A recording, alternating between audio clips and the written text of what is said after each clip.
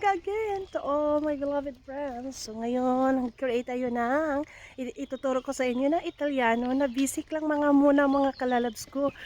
Kasi ito lang po yung nalalearn ko din while nag-aaral ako ng Italiano dito sa Italy din. Actually, tapos na ako nag-aaral ng Italiano. Pero isi-share ko sa inyo para alam nyo din yung paano magsalita ng Italiano kahit nandyan kayo sa Pinas. Ano? So, let's do ang Italian lesson basic. For example, good morning in Italiano is buongiorno.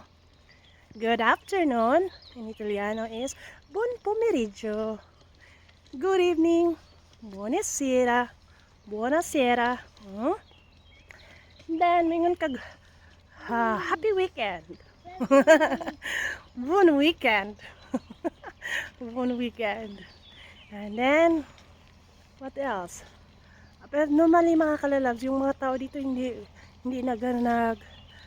nag-use ng buon pomeriggio. Normally yung mga tao dito pag may daylight or daylight dito sa Italy, like from the morning going to afternoon, like around 5 p.m. they are still using buongiorno. Then around 6 p.m. they gonna be using buonasera. So ganyan mga kalalabs. So 3 lesson for today.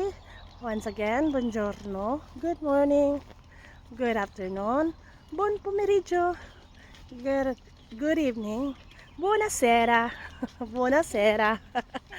So that's it guys, and see you on my next lesson. Naglakad kasi kami mga kalalab. Naglakad kami ng aking baby. Siya naman ay nagpo-post ng kariton means baby stroller. Kaya nandito kami ngayon sa park naglalakad kasi ang aking apam ay may work ngayon. So yeah, thank you.